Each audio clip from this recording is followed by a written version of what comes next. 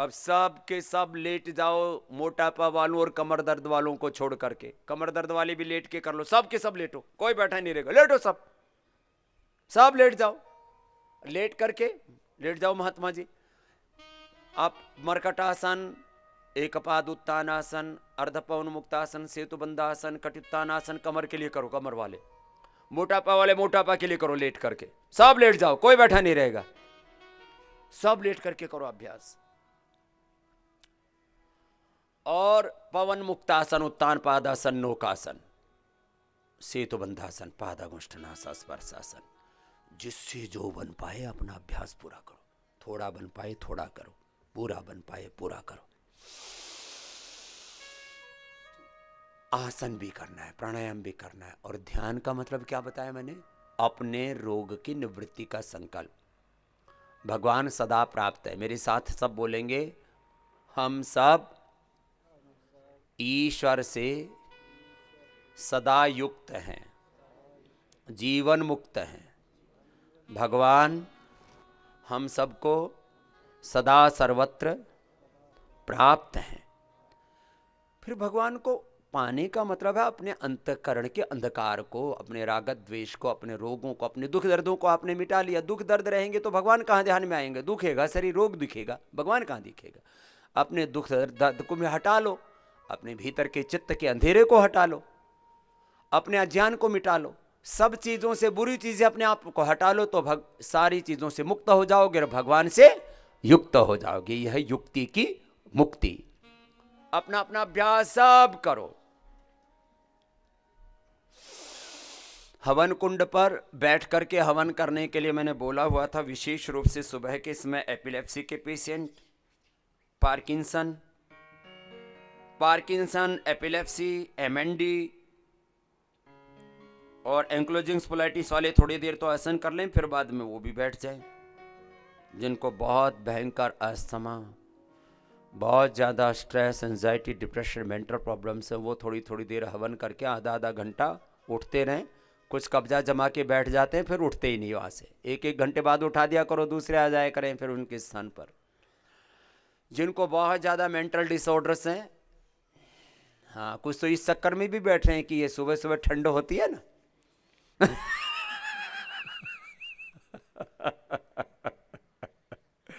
तो सुनो, आसन, प्राणायाम और ध्यान। ध्यान का अर्थ है संकल्प।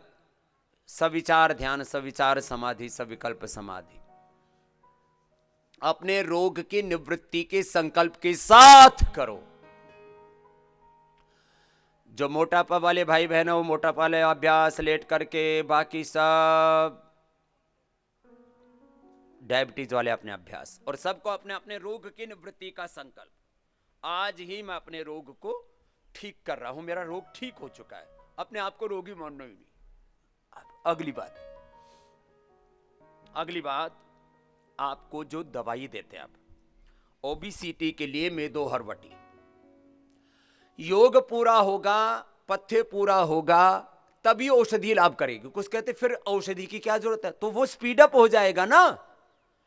जो योग से लाभ हो रहा है, जो आपको अलग अलग प्रकार के थेरापियों से लाभ हो रहा है, जो आपको स्नेहन, स्वेदन, वमन, विरेचन, पंचकर्मा, षटकर्मा से जो यहां आपको थेरापियां दे रहे हैं, अब मैं आपको 3 बातों का उत्तर दे रहा हूं। जब योग से ही पूरा लाभ हो जाता है, योगासन, प्राणायाम, ध्यान से ही पूरा लाभ हो जाता है, तो फिर आयुर्वेद क्यों? तो इसको आयुर्वेद क्यों? और जब योग से ही पूरा लाभ हो जाता है तो ये सब थेरापियां क्यों? जब योग से ही पूरा लाभ हो जाता है तो फिर ये पूरा का पूरा medicated air, medicated water, medicated food, ये सब अलग अलग प्रकार की ये आहार आदि की चिकित्सा, ये सारा का सारा प्रपंच क्यों? जब योग से ही पूरा, योग से लाभ होता है, लेकिन जब ये चीजें होती हैं तो लाभ, उसकी स्पीड 10 गुना 100 गुना बढ़ जाती है। आपने पवन मुक्तासन किया, पवन मुक्तासन आप आधा घंटा कर लो और उसके बाद अपनी शुगर चेक कर लो। यदि आपकी 500 शुगर है तो 50 मिलेगी। क्या बोला? आधा घंटा पवन मुक्तासन किया तो 500 की शुगर कितनी मिलेगी? 50। फिर आपको सेव खिलाना पड़ेगा, मुनक्का खिलाना पड़ेगा, आपको च्यवनप्राश खिलाना पड़ेगा। और यदि साथ में यदि आपने मधुनाशिनी और मधुग्रिट ले ली, और किसी किसी का तो डाइजेशन वीक होता है तो गोली चबाकर खाएं। किसी की तो गोली ऊपर से गोली खाते, नीचे से साबुत की साबुत निकलती है, वो गोली हजम नहीं होती। इतना हाजमा कमजोर हो गया लोगों का। जैसे किसी को कोई बात हजम नहीं होती, ऐसे किसी को गोली भी, दवाई भी हजम नहीं होती, पानी भी हजम नहीं होता। ऊपर से पानी डाला, नीचे निकल गया, खाने के बाद तुरंत पैखाने में जाते हैं। किसी को कोलाइटिस है, किसी को आईबीएस है, किसी को तमाम तरह की और दिक्कत है। तो हवन कुंड के चारों तरफ आधा घंटे से ज्यादा नहीं बैठाएंगे और उसमें बदलते रहेंगे। जो स्किन रोगी हैं, स्किन रोगों में विशेष लाभ होता है। जिनको बैक्टीरियल डिजीज है, ये बैक्टीरिया है अलग अलग प्रकार के स्किन के ऊपर, वो भी उसमें ठीक होते हैं। देखो अब स्किन रोग कैसे अच्छा करते हैं हम। अब मैं एक एक करके आधा घंटे में कोशिश करता हूं कि सारी बीमारियों का मैकेनिज्म आपसे कह दूं। तो अब डायबिटीज का कह रहा हूं।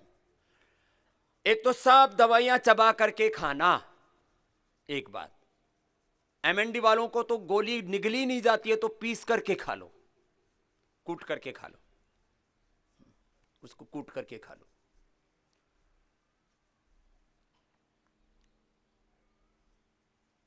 सारे ट्रीटमेंट सेंटरों पर, और आज ए वैद्य लोगों, तुम्हारे आज हेड तो दिख ही नहीं रहे, कल बुलाया था तो आ गए थे, आज तो सब गायब है। तो जो है ये आजा महात्माओं, आज सबके कमरों के अंदर एक कुंडा सोटी रख देंगे। भांग घोटने के लिए नहीं है। हाँ, कुछ लोग सोचते हैं कि स्वामी जी को आज नहीं पिलाने वाले हैं, तो सबके कमरे में एक छोटी खरल रख देंगे। वो आती है, मैं कोशिश करता हूं कि आजकल में पूरी मिल जाए तो अच्छी बात है। हरिद्वार में छोटी छोटी खरलें मिलती हैं, यहाँ ऐसे बेचते रहे लोग, ले जाते रहते हैं। तो एक एक छोटी खरल, और उसमें दवाई फोड़ने वाली है ना। तो कुछ को दांत दूध से फोड़ते हैं तो दांतों में घुस जाती है, फिर वो डेंटल वाले डिपार्टमेंट में घुसे रहते हैं, हमारे इधर घुस गया, हमारे उधर घुस गया। तो एक समस्या हो तो दवाई फोड़ने में भी दांतों में घुस जाती है। किसी के दांत ही पूरे वेदांती हैं, वेदांती है। अपने अपने अभ्यास करो। ए बैठ क्यों गए, लेटो, अभी तो पूरे नहीं हुए अभ्यास तुम्हारे। पूरे करो। पवन मुक्तासन, उत्तान पादासन, लोकासन 10-10 मिनट करने, 5-5, 10-10 मिनट। यहां 10-10 मिनट करने, घर जाके 5-5 मिनट कर लेना। 1 घंटे का योगाभ्यास सबके लिए कंपलसरी है। यहां 4 घंटा कराते हैं, आसन, प्राणायाम और ध्यान पूर्वक, और 8 से 12 घंटा हम करा देते हैं, पूरा प्राणायाम ही करा देते हैं जिनको असाध्य रोग है। तो जो है दवाई भी फोड़ करके लो। मुक्तावटी मैंने देखा सीधी खाने से लाभ करती है, उससे ज्यादा 10 गुना ज्यादा लाभ करती है खाली फोड़ के खाने से। बताओ, छोटी सी बात है। मुक्तावटी, मधुनाशिनी आपने खुद ने देखा है, चबा करके खाते हैं तो तुरंत फायदा करती है, ऐसे खाते हैं तो ऊपर से खाते हैं नीचे से निकल जाती है। डाइजेशन ही 99% लोगों का अच्छा नहीं है, तो हर दवा चबा करके खानी है।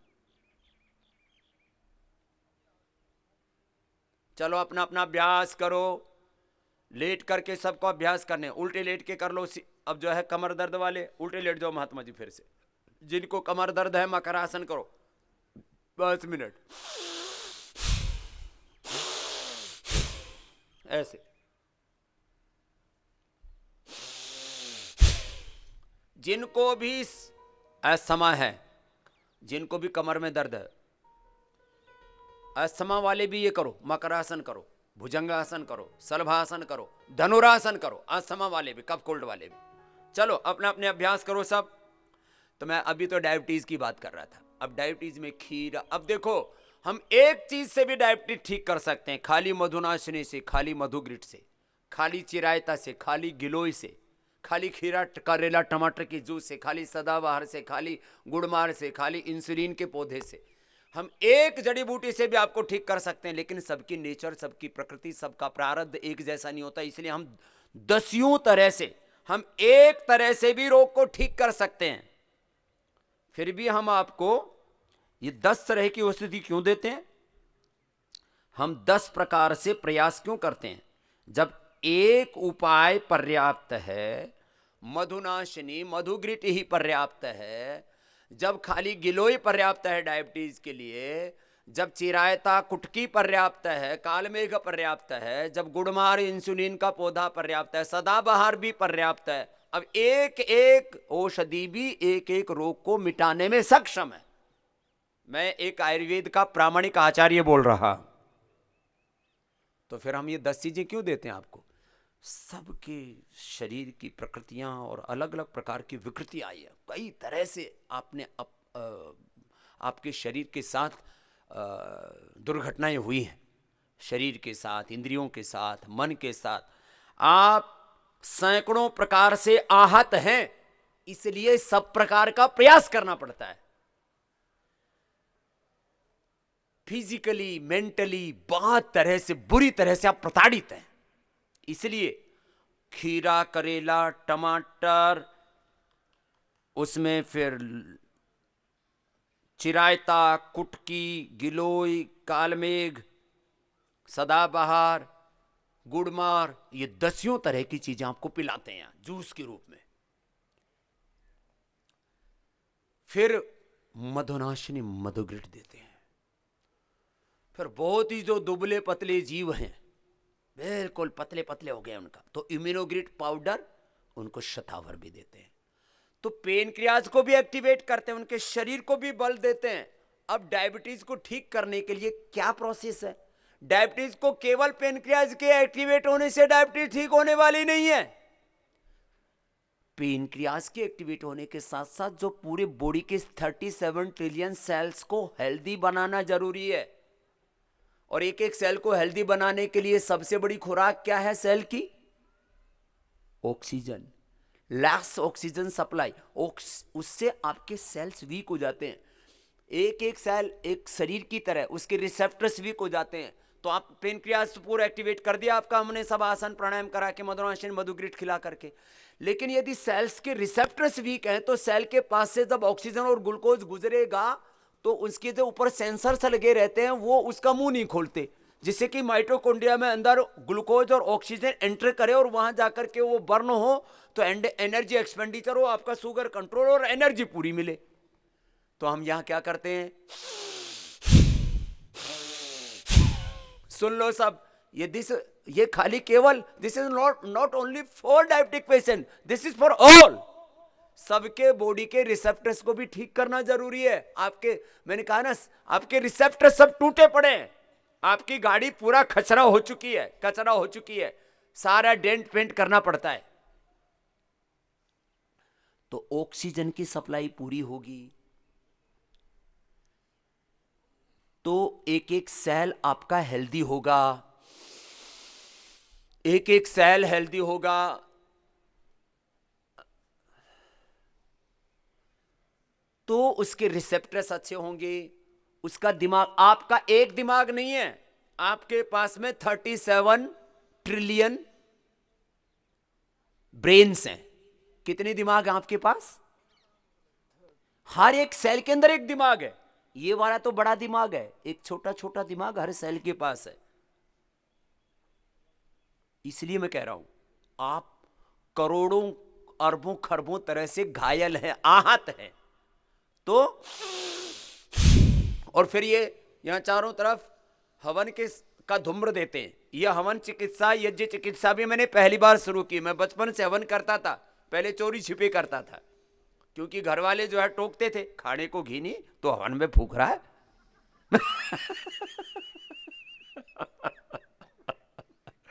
तो हम लोग चोरी से घर से घी ले जाते और पुराने मकान होते थे ना पहले गांव में, उनमें जो घड़े फूट जाते थे ठेकरे, उनका हवन कुंड बना करके और वहां से आहुति देते, और उस आहुति का ये फल है कि चोरी से घी चोरी करके, चोरी से ठेकरे में हवन करके और पुराने ढूंढ में हवन करके वो यज्ञ करने का परिणाम है कि स्वामी रामदेव के पुण्य जाग गए और सन्यासी बन गया। इसका मतलब ये नहीं कि जो हवन करेंगे सब सन्यासी बन जाएंगे तुम अच्छे जरूर बन जाओगे, योगी निरोगी जरूर बन जाओगे। सुनो, ये चारों तरफ आज वो घुमाने वाले कहां लगे हुए, घुमा रहे।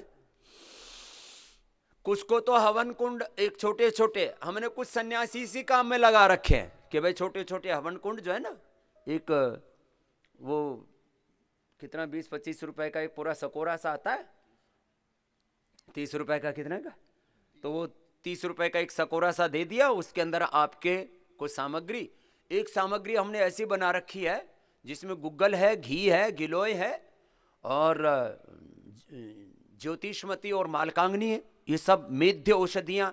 ये अब देखो, शुगर के ऊपर ही बात करते करते काफी देर हो गई, अभी एक एक बीमारी में बहुत समय लग जाता है। शुगर को कंट्रोल करने के लिए 3 चीजों को ठीक करना पड़ेगा, एक एक सेल के रिसेप्टर्स को ठीक करना पड़ेगा, उसके न्यूक्लियस को, उसके ब्रेन के एक एक सेल को ठीक करना पड़ेगा, ये सब बीमारियों में कॉमन है। दूसरा, एक ऑर्गन को ठीक करना पड़ेगा, तीसरा स्ट्रेस को ठीक करना पड़ेगा। अब वैसे कॉमन बात बता देता हूं, कोई भी बीमारी ठीक करने के लिए एक बीमारी को खाली, पेनक्रियाज को खाली ठीक करके डायबिटीज को ठीक नहीं कर सकते। आपका डाइजेशन भी ठीक होना चाहिए, आपका लीवर भी ठीक होना चाहिए, आपकी किडनी भी ठीक होनी चाहिए, जो आप फिल्टर भी ब्लड का ठीक से होना चाहिए, आपकी आंतें भी ठीक होनी चाहिए, आपका लंग भी ठीक होना चाहिए कि वो ऑक्सीजन को पूरा एब्जॉर्ब कर सके, आपका हार्ट भी ठीक होना चाहिए, आपका दिमाग भी ठीक होना चाहिए। दिमाग ठीक नहीं तो शुगर ठीक हो ही नहीं सकता। कितना इंसुलिन लगा दो, 1000 इंसुलिन लगा दो, 1000 यूनिट, और आदमी पागल हो रखा है, बावड़ा हो रखा है, चिंता करता है, मैं मरा, मैं मरा, मैं मरा, मैं मरा, मैं ठीक नहीं हो सकता, मैं ठीक नहीं हो सकता। उसको स्वामी रामदेव क्या साक्षात नारायण भी अवतरित हो जाए तो ठीक नहीं कर सकता। क्यों? दिमाग ठीक नहीं, दिमाग से बीमारी होती है। तो एक सिद्धांत, एक बीमारी को ठीक करने के लिए सभी ऑर्गन्स का सपोर्ट करना जरूरी है। इसलिए आपको ये योगासन करवाते हैं, प्राणायाम के साथ, ध्यान के साथ, फिर सारी और चीजें करवाते हैं। तो एक ही एक गड़बड़ी हो तो एक ही चीज से ठीक हो जाए, और हम करते भी ऐसा ही। कुछ लोगों को खाली आसन कराते हैं, उसी से ठीक हो जाते हैं, आसन प्राणायाम ध्यान कराते उसी से ठीक हो जाते, ना उनको कोई थेरापी की ज़रूरत है, ना उनको किसी प्रकार के और तमाम तरह के जो प्रयास करते हैं किसी की ज़रूरत नहीं। लेकिन उनका खाली एक ऑर्गन गड़बड़ हुआ था, इसलिए सब ऑर्गन्स का स्वस्थ होना जरूरी है। तो डायबिटीज़ में मेन ठीक करते हैं एक एक बॉडी के रिसेप्टर को, एक एक सेल के रिसेप्टर को। डायबिटीज़ में ठीक करते हैं स्ट्रेस को मैनेज करते हैं, और डायबिटीज़ में पेनक्रियाज को एक्टिवेट करते हैं, और उसके लिए सब औषधियां देते हैं, सारी थेरापियां देते हैं। ये मेन बात आई। तो आपको एक रोग को ठीक करने के लिए जो है, मैंने मूल सिद्धांत बताया, एक रोग को ठीक करने के लिए सब ऑर्गन्स का भी स्वस्थ होना जरूरी है। डायबिटीज की बात अब बारी आती है वात रोगों की। जितने भी वात रोग अभी बताए, ankylosing spondylitis, arthritis, rheumatoid gout, fibromyalgia, MND, ये तमाम तरह के जो अलग अलग तरह के नाम धाम गाम ले रखे हैं ना, जो है एटेक्सिया, फटेक्सिया, जो तमाम तरह के रोग हैं, वात रोगों को ठीक करने के लिए कौन सा आसन? तो वात रोगों को ठीक करने के लिए खाली कोई एक वातायन आदि आसन आदि, एक वातायन आसन भी है, कोई एक विशेष आसन करने से वात रोग ठीक नहीं होगा। तो ये सारे आसन जो कर रहे हैं, ये सारे जो आसन कर सकते हैं वात रोगी, वो पूरे कर ले। वात रोगों में सबसे ज्यादा वात माने प्राण, वात माने क्या है बोलो? प्राण पूरे ठीक करने पड़ेंगे। इसलिए वात रोगों में प्राणायाम सबसे ज्यादा लाभ करता है। और आसन भी प्राणायाम के साथ करो। अब तो सूर्य उदय हो गया है, सर्दी हट जाएगी, कर लो।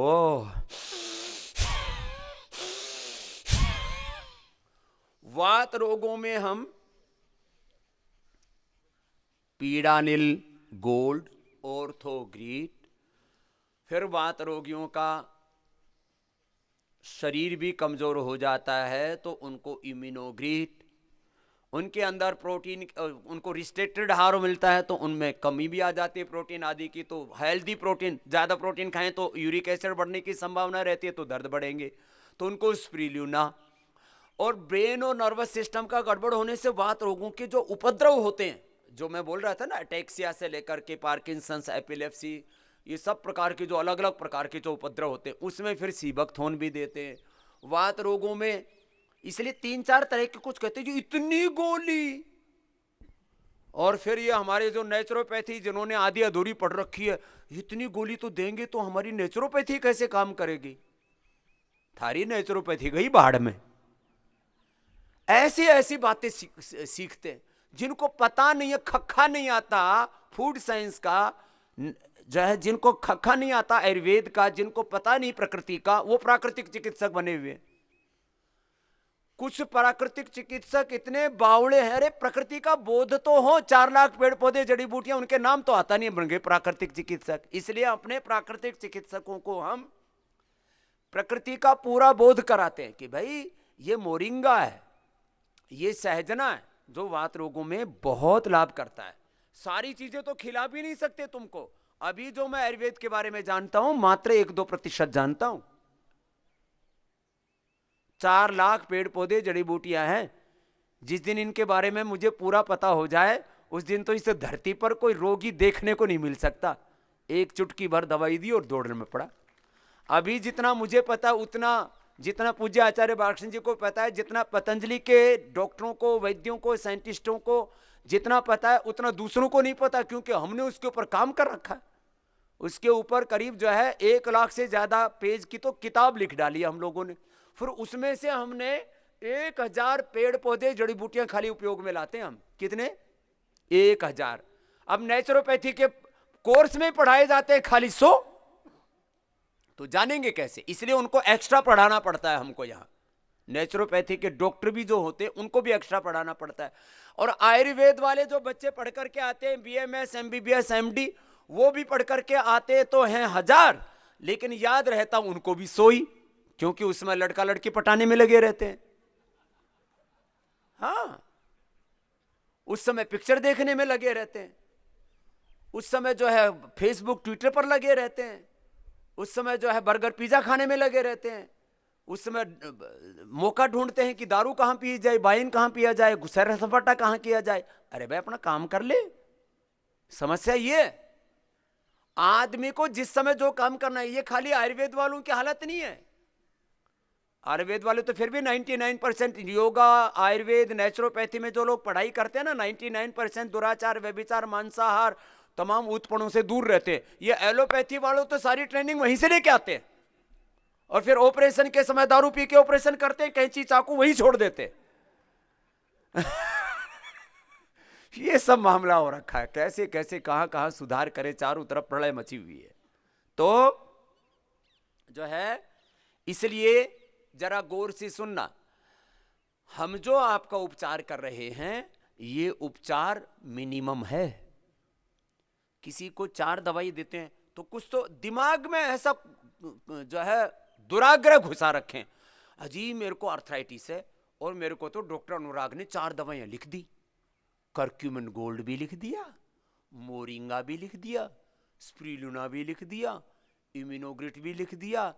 पता नहीं क्यों इसको कोई दवाई बेचने के लिए लगा रखा है क्या? यार हमको दवाई बेचने का कोई शौक नहीं है, तुम्हारी जरूरत है। ये औषधियां तुम्हारे खाने के रूप में हैं। तो यदि इसको मैं विदेशों की भाषा में बोलूं तो तुम्हारे लिए फूड सप्लीमेंट है। यदि मैं इसको बॉडी जो है एनाटॉमी, फिजियोलॉजी, तुम्हारे बायोकेमिस्ट्री, माइक्रोबायोलॉजी की भाषा में बोलूं तो इसमें न्यूट्रिएंट्स, माइक्रो न्यूट्रिएंट्स, इसमें फाइटोकेमिकल्स, इसमें आपके शरीर के पोषक तत्व हैं। प्रकृति की भाषा में, प्राकृतिक चिकित्सा की भाषा में बोलो तो आपके शरीर के जितने प्राकृतिक तत्वों की कमी पड़ गई है उनकी पूर्ति, उनकी प्रतिपूर्ति, क्षतिपूर्ति, आपने जो खाना पीना खाया, जो जीवन जिया, उससे आपके अंदर बहुत से सूक्ष्म तत्वों की कमी पड़ गई, वो हम आपको इन औषधियों के रूप में उपलब्ध कराते। ये आपका शरीर का पोषण करने के लिए है। मोरिंगा आपका पोषण करने के लिए। अब सब लोगों को, यदि किसी को सहजने के पत्ते सहज में मिल जाए, गिलोय ताजी मिल जाए, तो हम गिलोय घनवटी क्यों देंगे? लेकिन सबको तो नहीं मिलती ना, और उसमें मिलती है तो डाइजेस्ट पूरी नहीं होती, और मिलती है तो उस गिलोय केवल ये अक्टूबर से लेकर के और मार्च तक की जो गिलोय होती है वो ही काम करती है। बाकी जो गिलोय होती है वो तो कच्ची होती है, उसमें औषधीय गुण परिपक्व होते ही नहीं। उसके अंदर जो गुण होना चाहिए उसके अंदर कम से कम जे नहीं तो गिलोय में 100 से ज्यादा फाइटोकेमिकल्स होते हैं।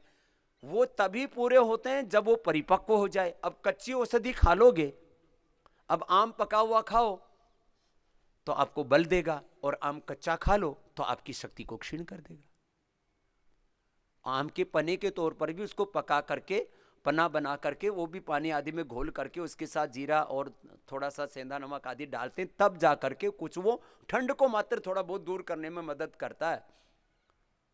लेकिन आम से पुष्टि नहीं मिलेगी कच्चा आम खाने से। औषधि भी परिपक्व होनी चाहिए।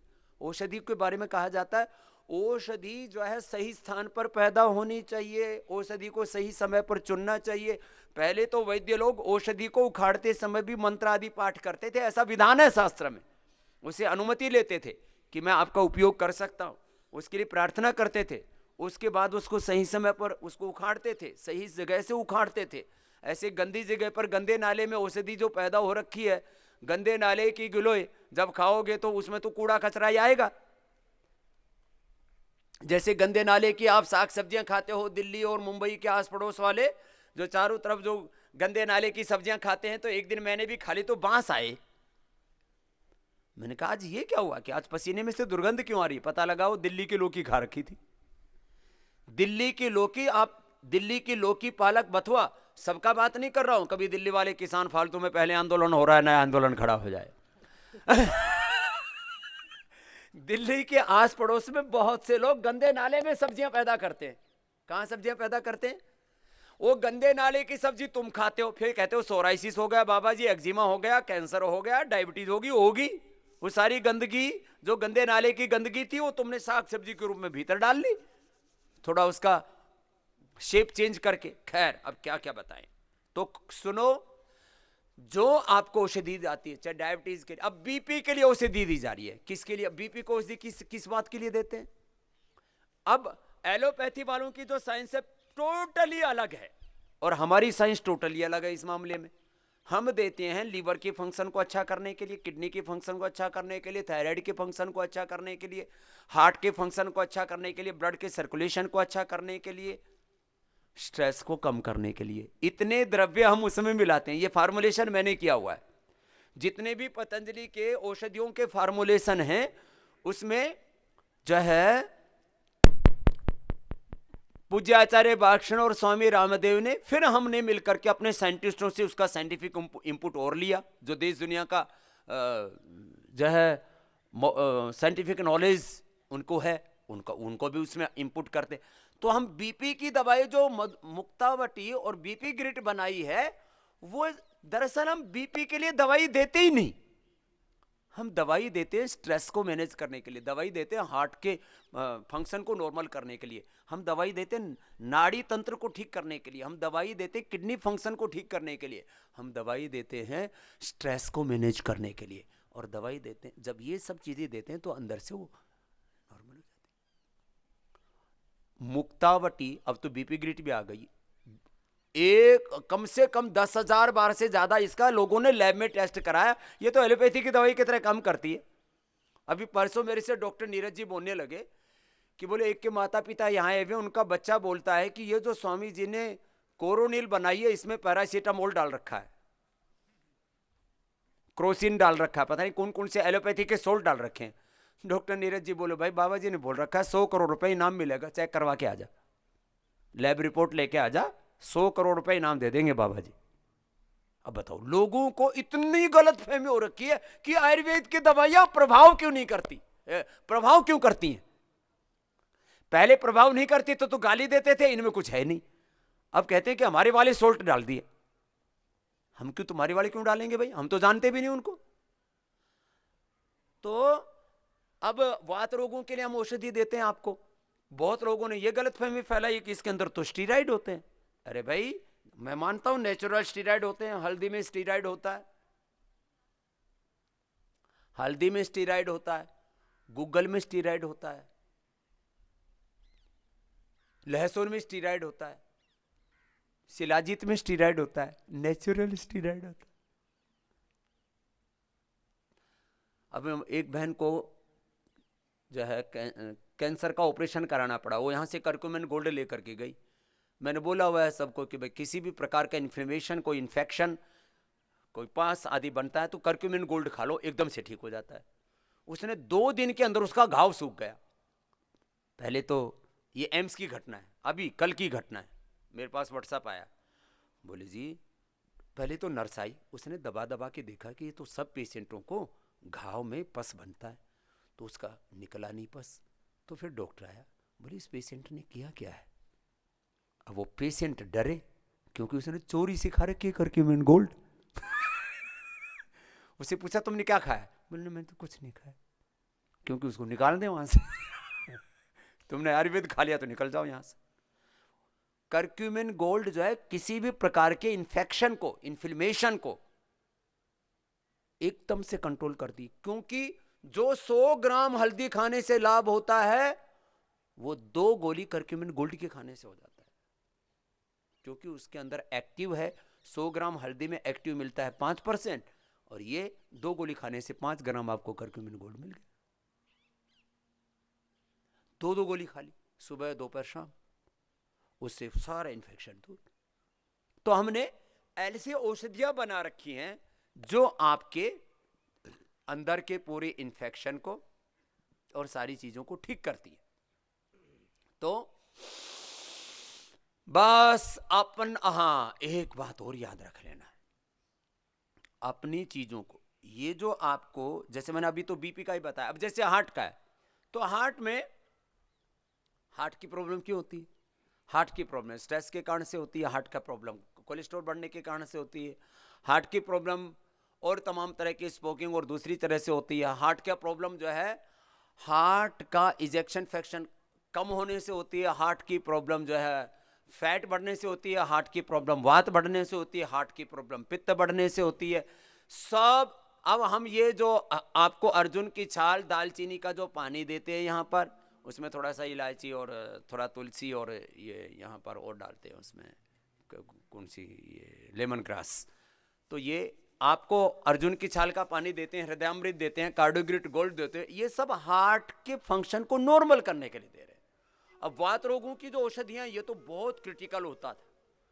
वात रोगों पर 30 साल से काम हमने किया, और हजारों लाखों करोड़ों वर्ष पुराना आयुर्वेद का ज्ञान हमने उसको पढ़ा, और उसके साथ में हमने सब प्रकार के जो साइंटिफिक इंपुट्स उसके अंदर डाले, उसके बाद जो हमने औषधि बनाई, तो आज पूरे देश में हम जो है ये ऑर्थोग्रिट और पीडानिल गोल्ड, इसकी डिमांड पूरी नहीं कर पा रहे, इतनी ज्यादा डिमांड आ रही है।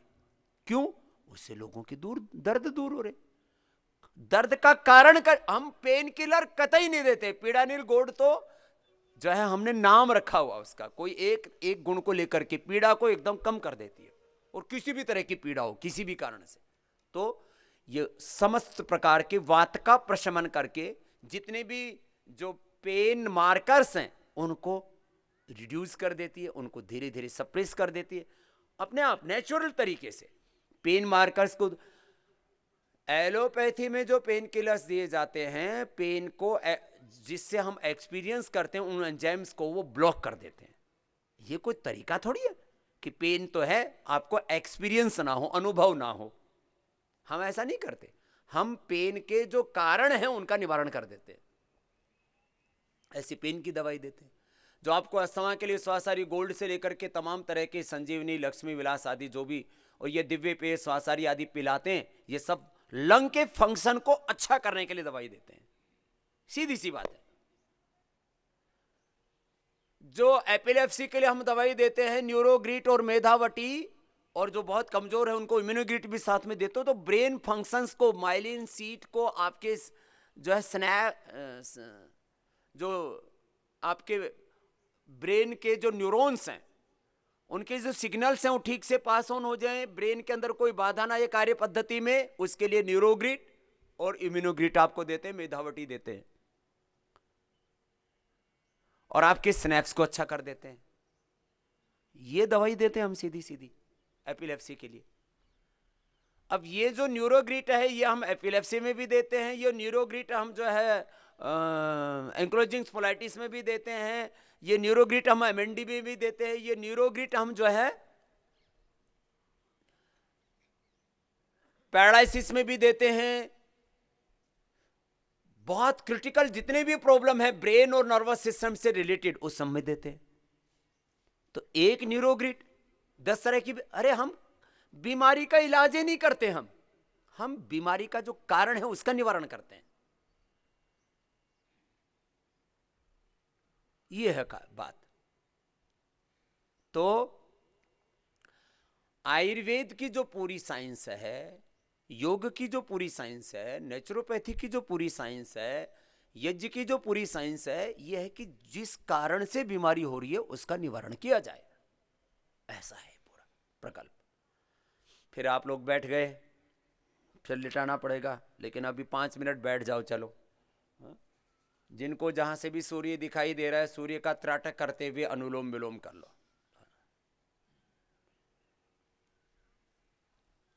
अब इसके बाद दूसरा चरण शुरू होगा 1 घंटे का तुम्हारा, पौना घंटे का। तो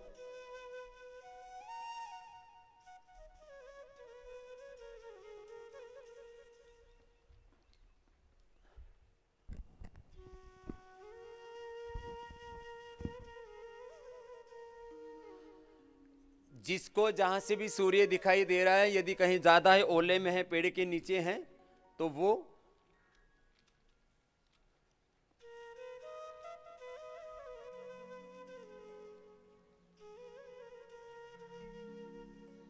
थोड़ा बाहर निकल करके जहां से आपको सूरज पूरा दिखता है वहां से भी त्राटक कर सकते हैं, क्योंकि यहाँ पूरा ग्राउंड में जगह है।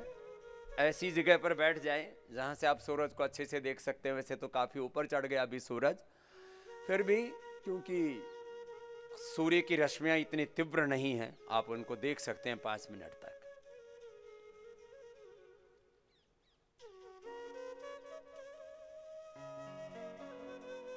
हम इनफर्टिलिटी के लिए दवाइयां देते हैं, वो हमारे मूलाधार चक्र से लेकर के मूलाधार, स्वाधिष्ठान चक्र, मणिपुर चक्र, विशेष करके हमारा नाड़ी चक्र, स्नायु तंत्र, मस्तिष्क तंत्र।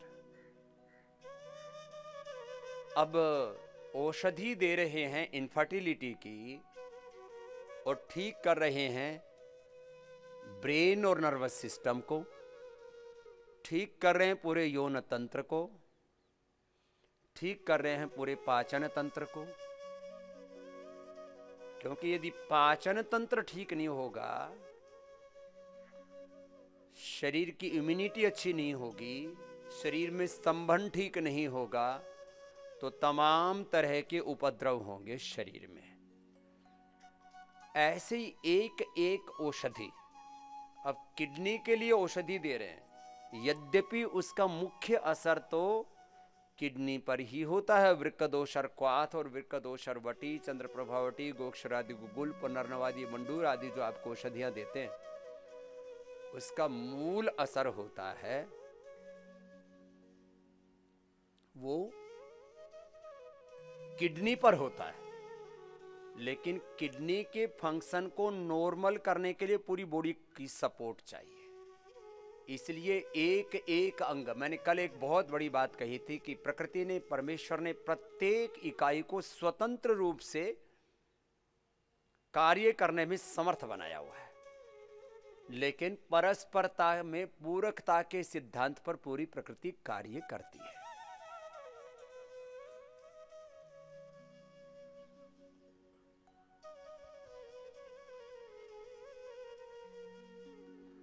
तो किडनी का फंक्शन तब तक नॉर्मल नहीं हो सकता जब तक लीवर फंक्शन नॉर्मल ना हो, जब तक हार्ट का फंक्शन नॉर्मल ना हो।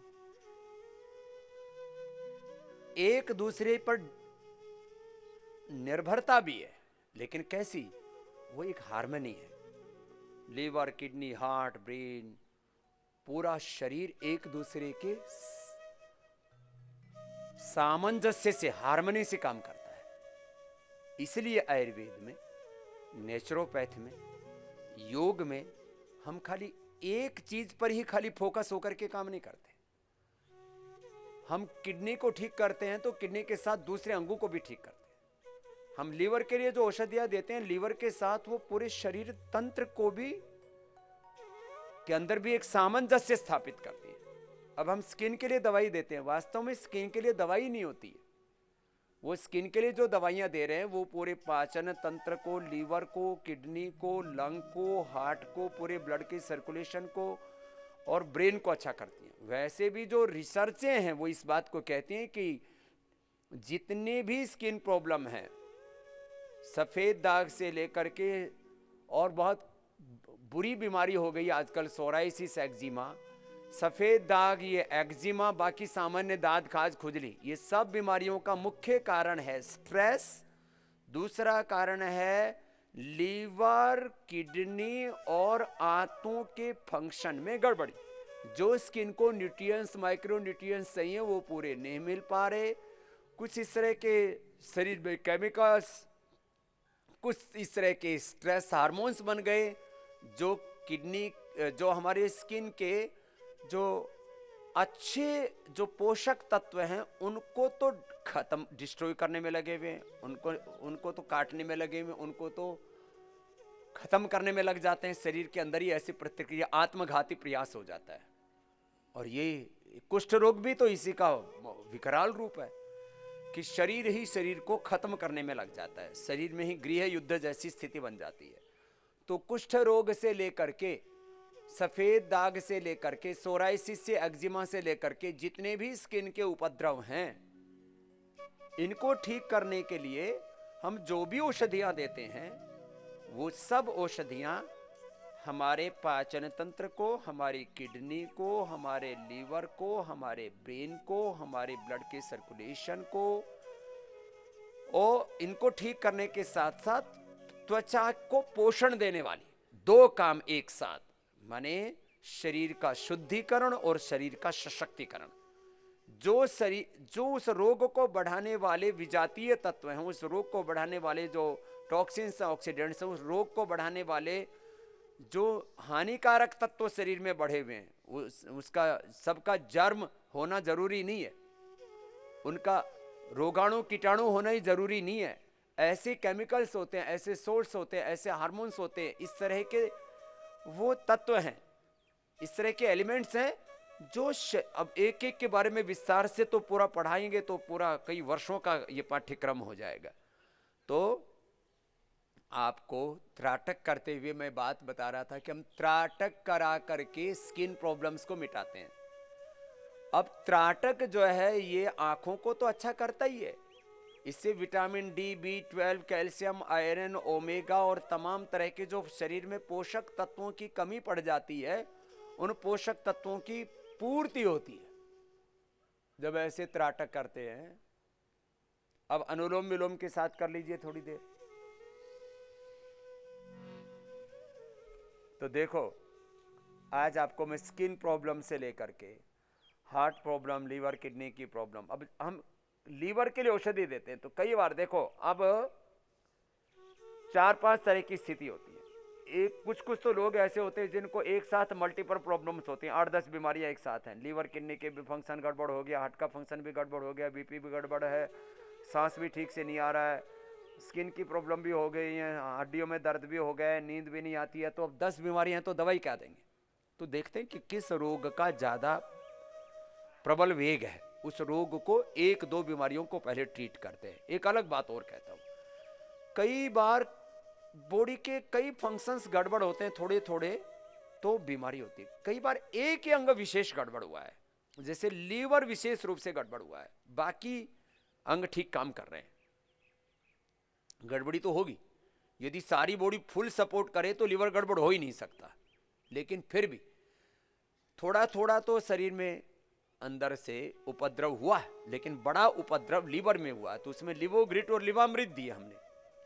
वो लीवर फंक्शंस को ठीक करने के साथ साथ पूरे, खास करके पूरी बॉडी में ब्लड के सर्कुलेशन से लेकर के, हमारे नाड़ी तंत्र से लेकर के, पूरे स्नायु तंत्र से लेकर के, पाचन तंत्र से लेकर के, और हमारे शरीर में वात पित्त कफ त्रिदोषों के संतुलन, जो भी औषधियां हम देते हैं उसमें जिस रोग में जो उपद्रव अधिक है, जिस दोष का, उसके साथ वो त्रिदोषों को भी सामान्य रूप से प्रशमन करती है। त्रिदोषों का प्रशमन, त्रिदोषों का प्रशमन, पंचकोशों का, पंच महाभूतों का शुद्धिकरण, सशक्तिकरण, और स्थूल सूक्ष्म कारण शरीर, अन्नमय, प्राणमय, मनोमय, आनंदमय, विज्ञानमय कोश, इन सब कोशों को एक साथ डील करना पड़ता है, नहीं तो एक तत्व से सब प्रकार का आपको आरोग्य नहीं मिल सकता। हाँ, प्रधानता से एक तत्व को साधते। तो आप सबने 5 मिनट तक ये त्राटक कर लिया है। अब 5 मिनट तक आंखें बंद करके, जिनसे एक साथ 5 मिनट नहीं हो पाता तो वो 2 राउंड में कर सकते। एक बार किया, फिर आंखें बंद कर ली, फिर कर लिया। अब जो बाहर त्राटक देखा उसको अंदर देखिए और अनुलोम विलोम पूरा कीजिए।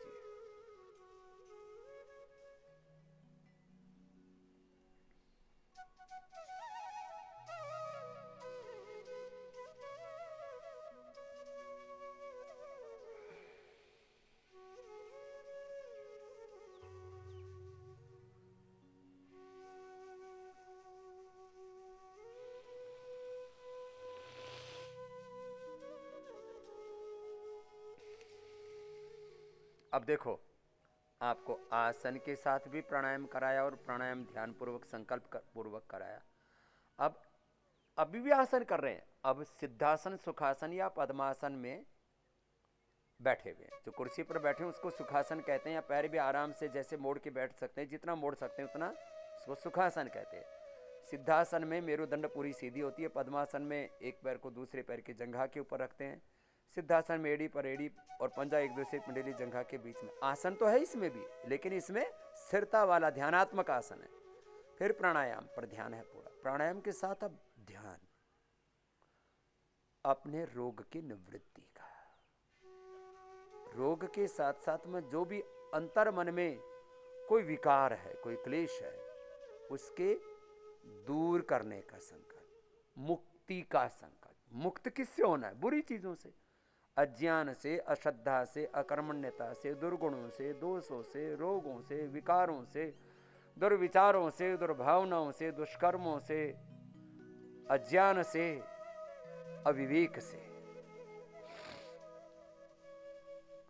तो अनुलोम विलोम प्राणायाम जीवन मुक्ति के संकल्प, सब प्रकार के रोग, दुख, दर्द, कष्ट, जो भी आपके जीवन की बाधाएं हैं वो सब हट रही हैं, मुक्त हो रहे हैं। आप मुक्त ही हैं, मुक्ति ही आपका स्वभाव है। मुक्ति हर एक जीव का स्वभाव है, हर एक आत्मा का स्वभाव है।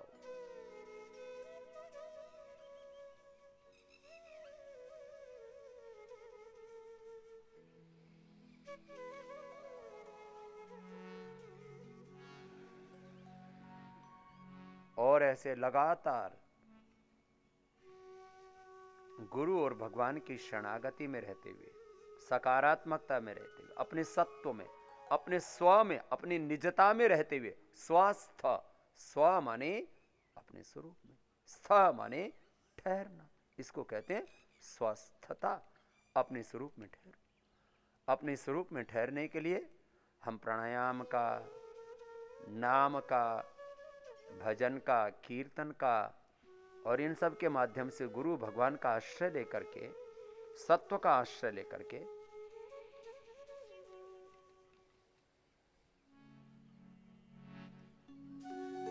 पूरे अंतर्मुखी स्थित प्रज्ञ हो जाते हैं।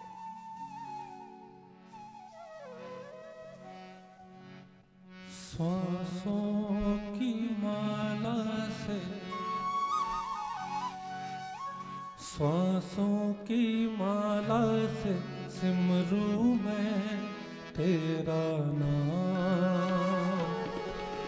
श्वासों की माला से सिमरू मैं तेरा नाम। बन जाऊं बंदा मैं तेरा, हे कृपा निधान। बन जाऊं बंदा मैं तेरा, हे कृपा निधान। श्वासों की माला से सिमरू मैं तेरा नाम। श्वासों की माला से सिमरू मैं तेरा नाम।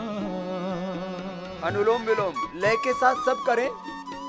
अभी कीर्तन नहीं करना आपको भजन नहीं गाना है, आप खाली श्रवण कीजिए भजन का, अनुलोम विलोम करते रहिए। अभी हम औषधियां बता रहे थे, अलग अलग पैथियां जो आपको पंचकर्मा षटकर्मा में जो पैथियां देते हैं, जो आपको बस्ती देते हैं, जो आपको अक्षितर्पण देते हैं, सिरोधारा देते हैं, अभ्यंग देते हैं, स्नेहन स्वेदन के साथ साथ आपको वाटर थेरापी, मड थेरापी देते हैं, उपवास थेरापी देते हैं। ये सारे एक एक तत्व हैं और इन सारे तत्वों का आधार है परम तत्व परमात्मा। उस परमात्मा का आश्रय जो ले लेते हैं उनको ये सारे तत्व फिर सहयोग करते, उसकी मदद करते, उसको उभारते हैं। इसलिए योग में परमात्मा के आश्रय को, भगवत शरणागति को, उस परम तत्व की आराधना की साधना को सबसे ऊपर माना गया है।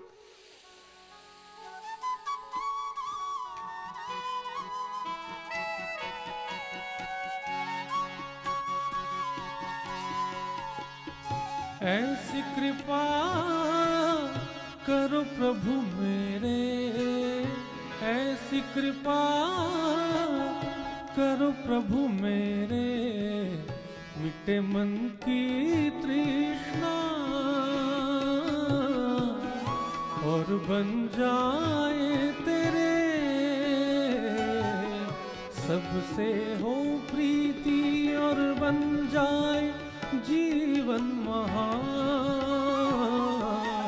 सबसे हो प्रीति और बन जाए जीवन महान। श्वासों की माला से सिमरू मैं तेरा नाम। सांसों की माला से सिमरू मैं तेरा नाम।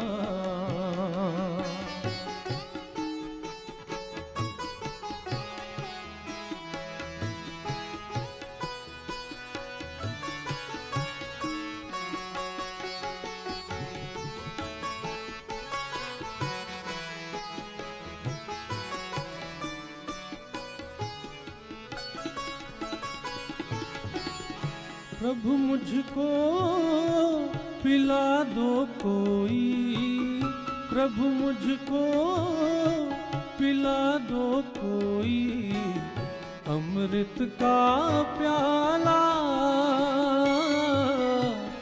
अमृत का प्याला।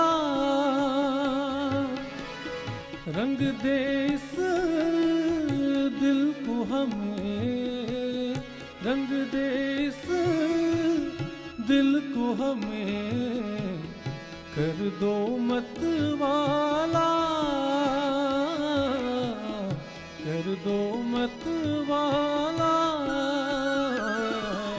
मेरा है तन मन सब तुझ पे है कुर्बान, मेरा है तन मन सब तुझ पे है कुर्बान। सांसों की माला से सिमरू है तेरा नाम, सांसों की माला से सिमरू मैं, सिमरू मैं, सिमरू मैं तेरा नाम।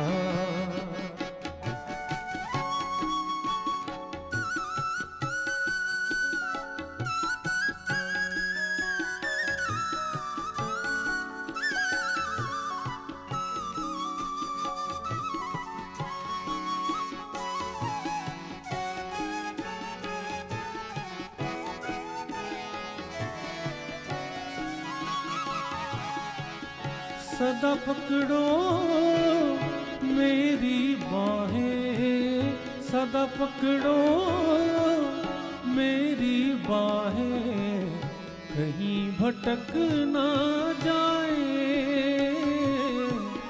कहीं भटक ना जाए। विषयों में फंस कर हम, विषयों में फंस कर हम, कहीं बहक ना जाए, कहीं बहक ना जाए। जिस दिन तू बिसरे निकल जाए मेरी जान, जिस दिन तू बिसरे निकल जाए मेरी जान, सांसों की माला से सिमरू मैं तेरा नाम, सांसों की माला से सिमरू मैं तेरा नाम। अनुलोम विलोम के बाद पहले उंगली माथे पर, शेष 3 उंगली आंखों पर, और जैसे बाहर सूर्य पूरी प्रखरता के साथ उदय हो गया, ऐसे ही मेरी प्रज्ञा से एक आलोक निकल रहा है। इसको प्रज्ञालोक कहा जाता है। जब हम आसन में बैठ के धारणा, ध्यान, समाधि, संयम पूर्वक अंतर्मुखी होते हैं तो प्रज्ञालोक, तज्जात प्रज्ञालोक, और उस प्रज्ञालोक में, उस आत्मालोक में, उस ब्रह्मालोक में सारे रोग, सारे विकार, सारे दोष, सारे दुख दर्द हमारे निरस्त हो जाते हैं।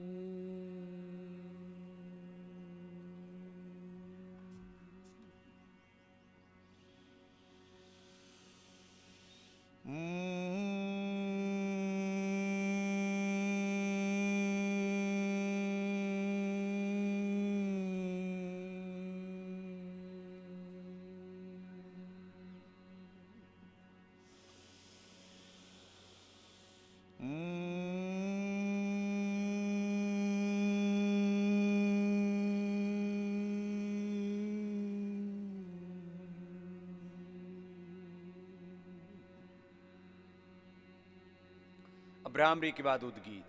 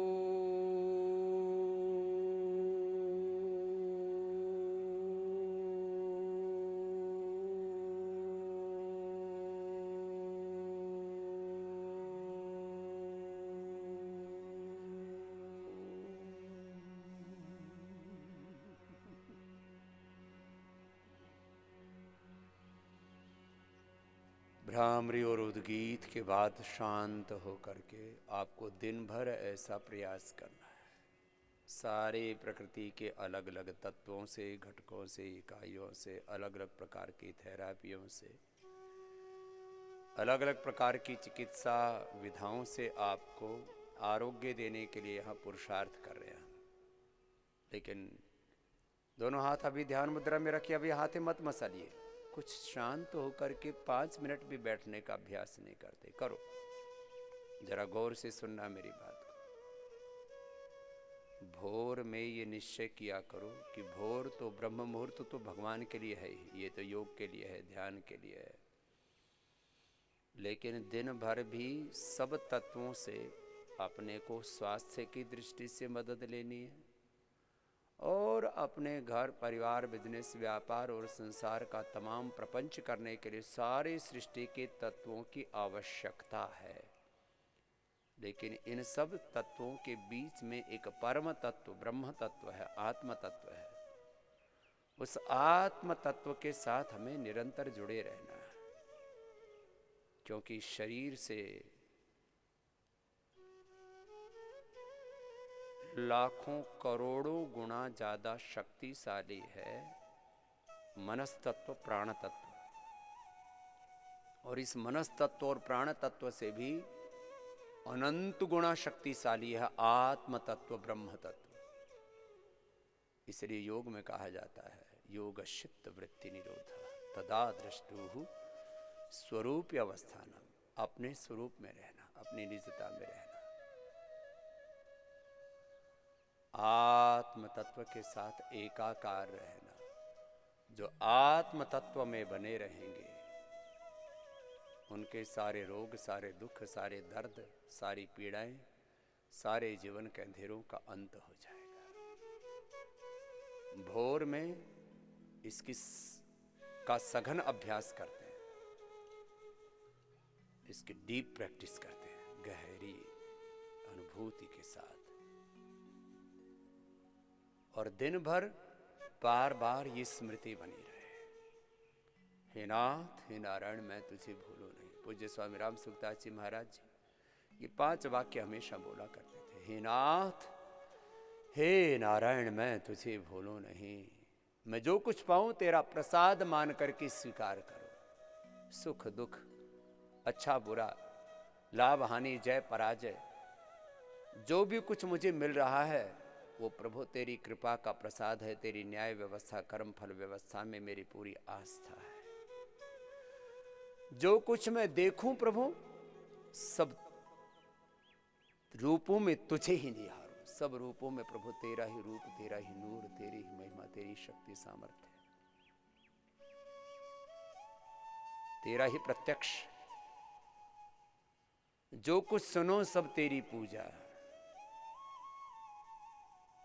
श्रवण मनन, श्रवणम कीर्तनम विश्राम, स्मरणम पाद सेवनम, अर्चनम वंदनम दास्यम सख्यम आत्मनिवेदनम। तेरी भक्ति में, तेरी ही प्रसन्नता के लिए, तेरी ही पूजा मान करके प्रत्येक कर्म को करो प्रभु, और तेरा नित्य संबंध है मेरे साथ, बाकी सारे संबंध अनित्य है प्रभु। तेरे नाते इन संबंधों में भी बरतना है, लेकिन इस भाव को मुझे विस्मृत नहीं होने देना कि एक नित्य तो संबंध केवल परमात्मा आपका है और आपके नाते सारे संबंध हैं।